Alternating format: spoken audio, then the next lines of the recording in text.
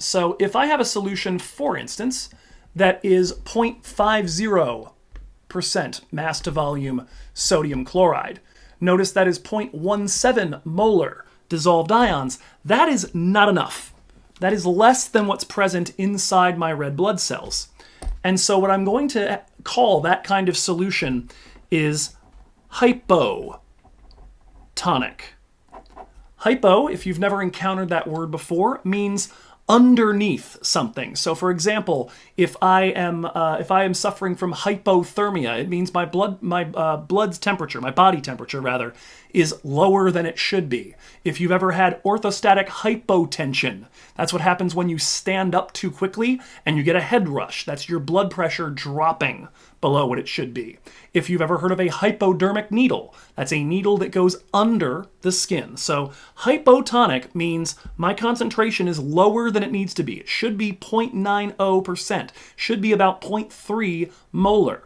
If it's lower, that means I have less solute outside than I should.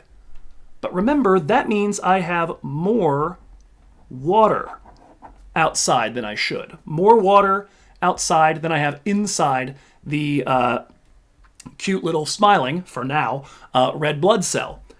Now what we know is that if I have less solute outside and more water, that means water is going to rush into this cell. And that is going to start by causing the cell to inflate, which it's not going to be terribly happy about. And eventually what it might do is cause the cell to just completely rupture. And we have a word for that. If you remember hydrolysis, which meant to break something with water, we call this hemolysis. Hemo, meaning blood. And lysis, again, meaning break. And I think we can all agree that any condition that has those two words next to each other is probably not good. It is actually potentially deadly for you to do this. If you were to have your red blood cells undergo hypotonic lysis, because it's going to spill a lot of hemoglobin into the bloodstream in a way that it can't be used. And so your blood will do a much worse job of bringing oxygen to your tissues. It's generally going to be a really bad situation as the water works its way into a red blood cell. Now, by contrast, if I have a solution whose concentration of solute is too high, we call that hypertonic. So notice here, hyper meaning too much. So in this case, too much solute. So now I'm going to have more solute outside. But what that means is I've actually got less H2O.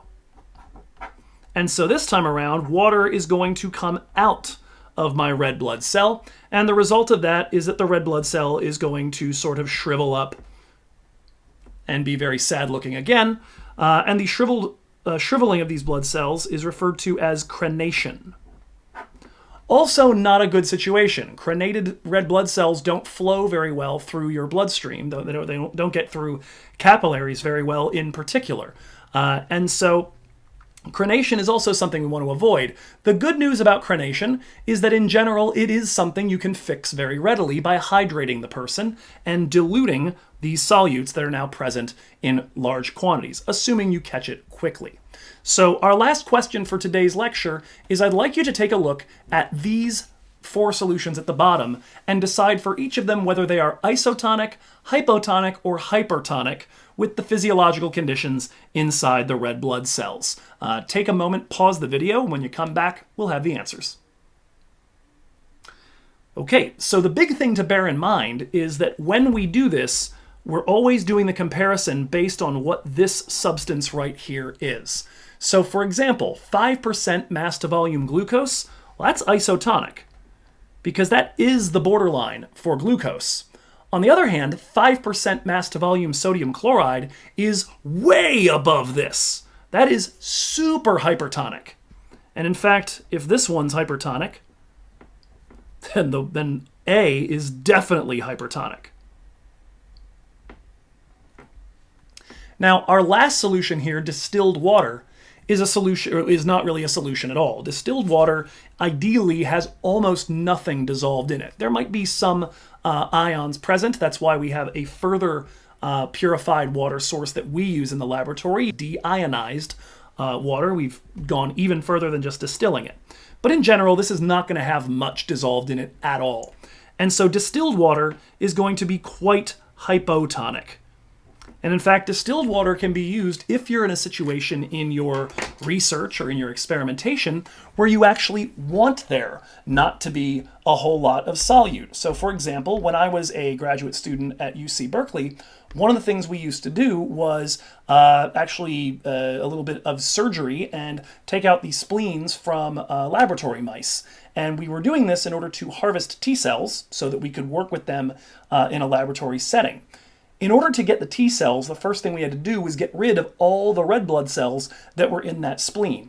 And so the first thing we would hit it with was a very hypotonic solution that would pop all of those things. And once you did that, you could simply spin down the resulting mixture of stuff in a centrifuge. You would pellet out all the T cells, and everything else would just remain dissolved in solution. All the membranes would be floating around. They weren't dense enough anymore to actually settle out to the bottom. And so you could get rid of the red blood cells that way.